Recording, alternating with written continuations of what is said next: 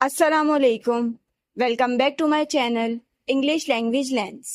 आज हमारा topic future perfect continuous tense है।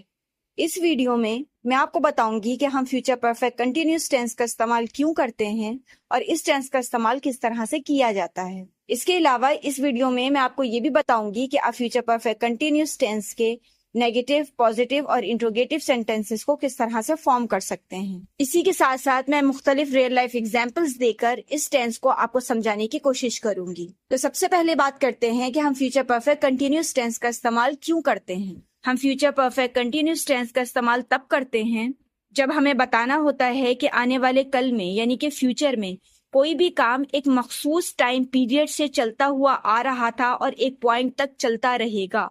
तो इसका मतलब ये है कि इस टेंस का इस्तेमाल हम तब करते हैं जब हमें एम्फेसाइज करना होता है, हमें जोर देना होता है इस बात के ऊपर कि आने वाले कल में यानी कि फ्यूचर में कोई भी काम कितने लंबे अरसे से चल रहा होगा। इस बात को आप इस तरह से समझिए कि हम फ्यूचर परफेक्ट कंटिन्यूअस टेंस का इस्तेमाल तब करते हैं जब हमें जोर देना होता है कंटिन्यूटी के ऊपर, यानी कि आने वाले कल में कोई भी काम कितने लंबे अरसे से होता हुआ आ रहा होगा, ये जब हमें बताना होता है किसी भी एक स्पेसिफिक टाइम तक। बस आपने यहाँ पर एक चीज का ख्याल रखना है कि ये टेंस आने वाले कल के बारे में बात करता है, यानी कि फ्यूचर के बारे में बात करता है, उस इवेंट या फिर एक्टिविटी की कंटिन्यूटी के बारे में बात करता है, लेकिन फ्यूचर में, यानी कि वो काम कितने लंबे अरसे से होता हुआ आ रहा है फ्यूचर में किसी भी एक स्पेसिफिक टाइम तक।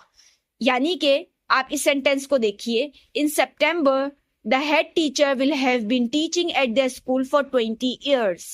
इसका मतलब ये है कि सितंबर में जो हेड टीचर हैं उनको स्कूल में पढ़ाते हुए 20 साल हो चुके होंगे। यानी कि हेड टीचर ने कोई काम करना शुरू किया और सितंबर में यानी कि आने वाले फ्यूचर में सितंबर में उस काम को होते हुए यानी उस काम को चलते हुए 20 साल का एक अरसा हो चुका होगा। इन शॉर्ट वो 20 साल से लगातार पढ़ा रहे थे और आने वाले फ्यूचर में यानी कि सितंबर तक वो पढ़ा रहे होंगे, तो इस बात को 20 साल हो चुके होंगे सितंबर में। आगे चल के मैं इसकी और बहुत सारी एग्जाम्पल्स आपको दूंगी तो आपको और अच्छी तरह से ये समझ में आएगा, लेकिन फिलहाल हम सबसे पहले बात करते हैं कि किस तरह से आप फ्यूचर परफेक्ट कंटिन्यूअस टेंस का इस्तेमाल करते हुए पॉजिटिव सेंटेंसेस यानी कि अफर्मेटिव सेंटेंसेस को फॉर्म कर सकते हैं। तो इन सेंटेंसेस को फॉर्म करने के लिए सबसे पहले आपने सब्जेक्ट का इस्तेमाल करना है। सब्जेक्ट कुछ भी हो सकता है, I, we, you, they, he, she, it, कुछ भी हो सकता है। सब्जेक्ट वो होता है जो किसी भी काम को कर रहा होता है।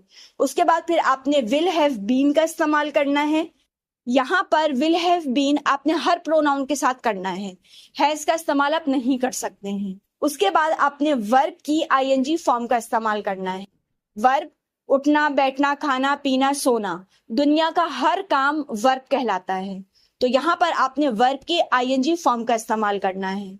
तो इस तरह से आपका फॉर्मूला बनेगा subject plus will plus have been plus verb की आईएनजी फॉर्म। तो इसके कुछ एग्जांपल्स देखते हैं ताकि आपको ये टेंस अच्छी तरह से समझ में आ जाए कि हम इस टेंस का इस्तेमाल क्यों करते हैं। इसकी मिसाल को आप इस तरह से समझिए कि आप कहना चाहते हैं आपको अंग्रेजी सीखते हुए 3 साल का अरसा हो चुका होगा जब ये कोर्स खत्म होगा। अब क्योंकि ये काम 3 साल पहले शुरू हुआ है और फ्यूचर में वो कोर्स खत्म होगा, तो उस पॉइंट तक, उस पर्टिकुलर टाइम तक वो काम चल ही रहा होगा। तो इसीलिए आपने इस टेंस का इस्तेमाल करते हुए इस सेंटेंस को इंग्लिश में कहना है, I will have been studying English for 3 years by the end of this course. यहाँ पर ये जो एक टाइम एक्सप्रेशन है बाय द, उसके बाद जो हमने लिखा है एंड ऑफ दिस कोर्स, तो ये जो बाय द है ये हम तब इस्तेमाल करते हैं जब हमें बताना होता है कि आने वाले कल में कोई भी काम मुकम्मल हो जाएगा किसी भी स्पेसिफिक पर्टिकुलर टाइम तक या फिर उससे पहले। ये जो फ्रेज है बाय द, ये और इसके अलावा और मुख्तलिफ किस्म के टाइम एक्सप्रेशंस मैंने समझाए हुए हैं अपनी और फ्यूचर वाली वीडियोस के अंदर। अगर अभी तक आपने वो नहीं देखे हैं तो आप वहां पर जाके उनको देख सकते हैं। तो फिलहाल इस वीडियो में मैं इसी टेंस के ऊपर ध्यान देती हूँ क्योंकि ये सारे एक्सप्रेशंस मैं पहले से ही समझा चुकी हूँ। तो अब यहाँ पर क्योंकि आपने बताना था कि कोई भी काम शुरू तो हुआ लेकिन वो आने वाले कल में चलता रहा होगा इतने लंबे अरसे तक, इसीलिए आपने इस टेंस का इस्तेमाल किया है। तो यहाँ पर आपने सबसे पहले सब्जेक्ट आई का इस्तेमाल किया, फिर विल हैव बीन का इस्तेमाल किया, फिर पढ़ना एक काम है, स्टडी, उसके साथ आईएनजी फॉर्म का इस्तेमाल किया, स्टडिंग। उसके बाद फिर अपने ऑब्जेक्ट का इस्तेमाल किया, इंग्लिश। फिर यहाँ पे आपने बताया कि वो काम कितने लंबे अरसे से चल रहा होगा फ्यूचर में, तो उसके लिए आपने बताया फॉर 3 years। उसके बाद यहाँ पर आपने एक टाइम एक्सप्रेशन का इस्तेमाल किया, bye the end of this course. जब ये कोर्स खत्म हो जाएगा इस पर्टिकुलर टाइम तक, आने वाले कल में, या तो फिर उससे पहले तक।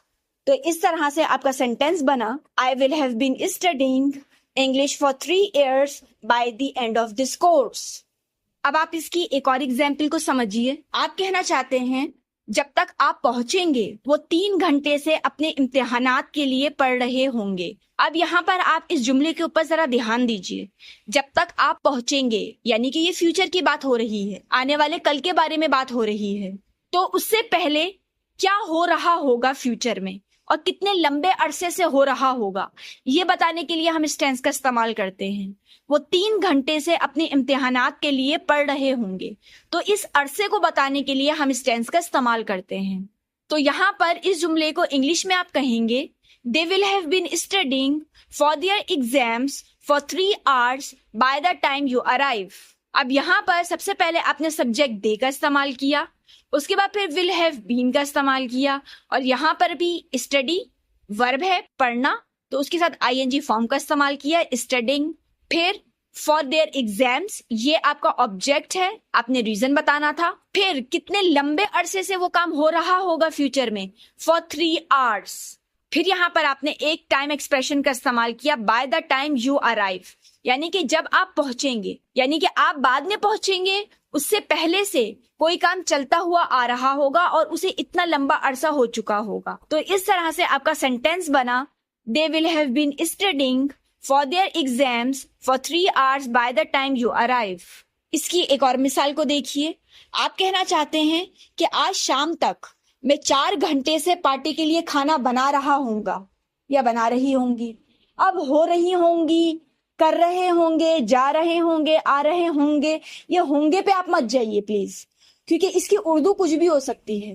क्योंकि जब आप इसे अपनी नेटिव लैंग्वेज में यानी कि अपनी मादरी जबान में जब बोलते हैं तो फिर चीजें डिफरेंट होती हैं, सेंटेंस डिफरेंट होते हैं।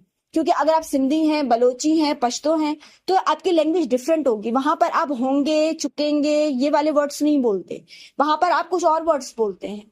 तो इसीलिए आपने उर्दू पे ध्यान नहीं देना, आपने सिर्फ इस बात के ऊपर ध्यान देना है कि फ्यूचर में कोई भी काम कितने लंबे अरसे से होता हुआ, चलता हुआ आ रहा होगा, ये बताने के लिए हम इस टेंस का इस्तेमाल करते हैं किसी भी स्पेसिफिक पॉइंट या फिर किसी भी स्पेसिफिक टाइम पीरियड तक या फिर उससे पहले तक। अब क्योंकि आपने यहाँ पर कहा आज शाम तक, तो यहाँ पर आपने एक टाइम एक्सप्रेशन का इस्तेमाल करना है, बाय दिस इवनिंग, यानी आज शाम तक या फिर आज शाम से पहले, ये दोनों एक ही सेंस में जाते हैं। उसके बाद फिर आपने सब्जेक्ट का इस्तेमाल किया। अच्छा, एक चीज और, यहाँ पे आप टाइम एक्सप्रेशन को सेंटेंस के स्टार्टिंग में भी बता सकते हैं और सेंटेंस के एंड में भी बता सकते हैं, इससे कोई प्रॉब्लम नहीं है। उसके बाद फिर आपने सबसे पहले सब्जेक्ट का इस्तेमाल किया, आई। उसके बाद फिर विल हैव बीन का इस्तेमाल किया। फिर खाना बनाना, कुक, एक वर्ब है, काम है, उसके साथ आईएनजी फॉर्म का इस्तेमाल किया, कुकिंग। उसके बाद फिर आपने ऑब्जेक्ट बताया फॉर द पार्टी, और उसके बाद फिर आपने वो ड्यूरेशन बताया कि वो काम कितने लंबे अरसे से हो रहा होगा, फॉर 4 hours, 4 घंटे से। तो आपका सेंटेंस बना, by this evening I will have been cooking for the party for 4 hours। अब बात करते हैं कि किस तरह से आप फ्यूचर परफेक्ट कंटिन्यूअस टेंस का इस्तेमाल करते हुए नेगेटिव यानी कि इनकारिया जुमलों को फॉर्म कर सकते हैं। तो इन सेंटेंसेस को फॉर्म करने के लिए सबसे पहले आपने सब्जेक्ट का इस्तेमाल करना है, उसके बाद फिर आपने विल, उसके बाद फिर नॉट का इस्तेमाल करना है, क्योंकि जैसे मैंने बताया कि ये इनकारिया जुमले हैं, नेगेटिव सेंटेंसेस हैं। उसके बाद फिर आपने हैव का इस्तेमाल करना है, फिर बीन का इस्तेमाल करना है, बिल्कुल इसी तरह जिस तरह से हमने पॉजिटिव सेंटेंसेस को फॉर्म किया था। बस फर्क इतना है क्योंकि ये इनकारिया जुमले हैं तो हमने नॉट का भी इस्तेमाल करना है विल के बाद, और उसके बाद फिर आपने वर्ब की आईएनजी फॉर्म का इस्तेमाल करना है। तो यहाँ पर आपका स्ट्रक्चर बनेगा subject plus will not have been plus verb की आईएनजी फॉर्म। अब यहाँ पर भी इसकी एक एग्जाम्पल देखिए ताकि आपको अच्छी तरह से समझ में आए कि हम इनकारिया जुमलों को किस तरह से बोल सकते हैं और लिख सकते हैं फ्यूचर परफेक्ट कंटिन्यूअस टेंस के थ्रू। अब क्योंकि ये इनकारिया जुमले हैं तो यहाँ पर आपने बताना है कि फ्यूचर में यानी कि आने वाले कल में किसी भी स्पेसिफिक टाइम से पहले कोई भी काम होता हुआ नहीं आ रहा था। तो मिसाल के तौर पर आपने कहना है जब हम शहर पहुंचेंगे हम 2 घंटे से ड्राइविंग नहीं कर रहे होंगे। तो यहाँ पर एक स्पेसिफिक पॉइंट क्या है? पॉइंट ये है कि जब हम शहर पहुंचेंगे तो उससे पहले किसी भी एक लंबे अरसे से या फिर एक मुख्तसर से अरसे से कोई काम होता हुआ नहीं आ रहा, ये बताना है हमने। तो वो कौन सा अरसा है? हम 2 घंटे से ड्राइविंग नहीं कर रहे होंगे। तो यहाँ पर इस जुमले को आपने इंग्लिश में कहना है, we will not have been driving for 2 hours when we reach the city। तो यहाँ पर हमने सबसे पहले सब्जेक्ट वी का इस्तेमाल किया, उसके बाद फिर विल का इस्तेमाल किया, फिर यहाँ पर हमने नॉट का इस्तेमाल किया है और फिर हैव बीन का इस्तेमाल किया। फिर गाड़ी चलाना एक काम है, ड्राइव, उसके अंदर आईएनजी फॉर्म का इस्तेमाल किया, ड्राइविंग। फिर हमने यहाँ पर एक टाइम पीरियड बताया, यानी इतने लंबे अरसे से ये काम नहीं हो रहा होगा फ्यूचर में जब हम शहर पहुंचेंगे, क्योंकि हम शहर भी फ्यूचर में पहुंचेंगे और उससे पहले ये काम नहीं हो रहा होगा। तो 2 hours ये हमने टाइम ड्यूरेशन बता दिया। फिर when we reach the city, यहाँ पर हमने एक स्पेसिफिक वो पॉइंट बताया कि इससे पहले तक कौन सा काम नहीं होता हुआ आ रहा था। तो इस तरह से आपका सेंटेंस बना, we will not have been driving for 2 hours when we reach the city. यहाँ पर इसकी एक और मिसाल देखिए। आप किसी को कहना चाहते हैं कि जब तक मैं इसे खत्म करूंगा मैं ज्यादा देर से ये नॉवेल नहीं पढ़ रहा होऊंगा, यानी कि मुझे ज्यादा लंबा अरसा नहीं हुआ होगा, ज्यादा टाइम नहीं हुआ होगा इसे पढ़ते हुए। क्योंकि ये इनकारिया जुमला है तो हमें यही बताना है कि कौन सा काम नहीं हो रहा होगा। तो इस जुमले को इंग्लिश में आप कहेंगे, I will not have been reading this novel for a long time by the time I finish it. अब यहाँ पर आपने सबसे पहले सब्जेक्ट आई का इस्तेमाल किया, उसके बाद फिर विल नॉट का इस्तेमाल किया, फिर हैव बीन का इस्तेमाल किया, फिर पढ़ना एक काम है, रीड, उसके अंदर आईएनजी फॉर्म का इस्तेमाल किया, रीडिंग। उसके बाद फिर दिस नॉवेल, ये आपका ऑब्जेक्ट है। फिर आपने एक टाइम एक्सप्रेशन बताया, यहाँ पर वो अरसा बताया कि कितने लंबे अरसे से ये काम होता हुआ नहीं आ रहा होगा। फॉर अ लॉन्ग टाइम, यानी कि इस बात को ज्यादा अरसा नहीं हुआ होगा कि मैं ये नॉवेल पढ़ रहा हूँ या पढ़ रही हूँ, एक लंबे अरसे से होता हुआ नहीं आ रहा होगा। फिर यहाँ पर आपने एक स्पेसिफिक टाइम पीरियड बताया कि जब तक मैं इसे खत्म कर लूंगा, उसके लिए bye the time I finish it. तो ये एक स्पेसिफिक टाइम है, इससे पहले पहले तक कौन सा काम होता हुआ नहीं आ रहा था वो आपने बताया। तो इस तरह से आपका सेंटेंस बना, I will not have been reading this novel for a long time by the time I finish it. तो अब बात करते हैं किस तरह से आप फ्यूचर परफेक्ट कंटिन्यूअस टेंस का इस्तेमाल करते हुए इंट्रोगेटिव सेंटेंसेस को फॉर्म कर सकते हैं, यानी कि सवालिया जुमलों को बना सकते हैं। तो इन जुमलों को बनाने के लिए सबसे पहले आपने विल का इस्तेमाल करना है, उसके बाद फिर सब्जेक्ट का इस्तेमाल करना है और फिर यहाँ पर भी हैव बीन का इस्तेमाल करना है और उसके बाद फिर वर्ब की आईएनजी फॉर्म का इस्तेमाल करना है। तो इस तरह से आपका फॉर्मूला बनेगा, will plus subject plus have been plus verb की आईएनजी फॉर्म। अब यहाँ पर भी इसकी कुछ एग्जांपल्स को देख लेते हैं ताकि आपको अच्छी तरह से समझ में आ जाए कि हम इस टेंस का इस्तेमाल क्यों करते हैं और साथ साथ ये भी समझ में आ जाए कि हम किस तरह से फ्यूचर परफेक्ट कंटिन्यूअस टेंस के थ्रू सवालिया जुमलों को लिखते हैं और बोलते हैं। यहाँ पर इसकी मिसाल को आप इस तरह से समझिए कि आप किसी से पूछना चाहते हैं, क्या आप आखिरी तारीख तक यानी कि डेडलाइन तक 2 महीने से इस प्रोजेक्ट पर काम कर रहे होंगे।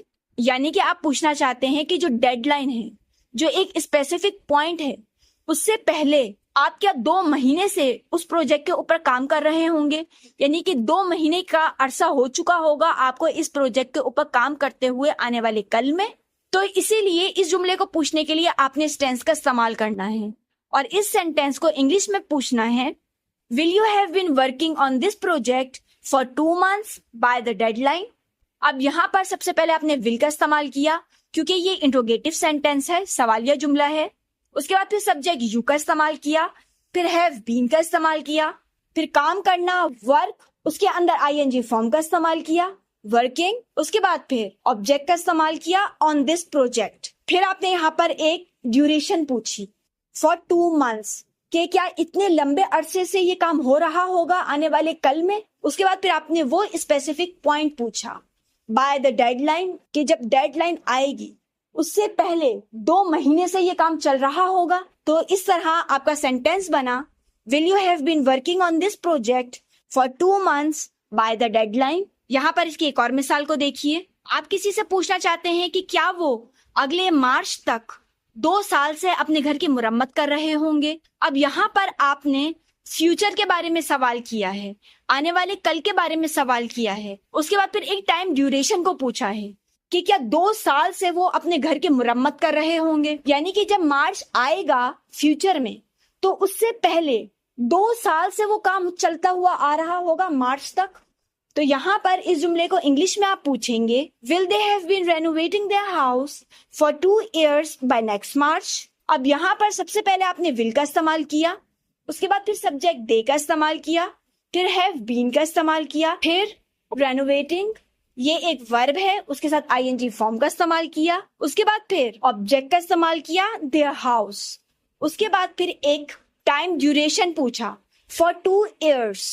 फिर यहाँ पर आपने एक स्पेसिफिक पॉइंट ऑफ टाइम पूछा, क्या वो काम इतने लंबे अरसे से हो रहा होगा, तो इसीलिए आपने उसके लिए इस्तेमाल किया बाय नेक्स्ट मार्च, यानी कि अगले मार्च तक।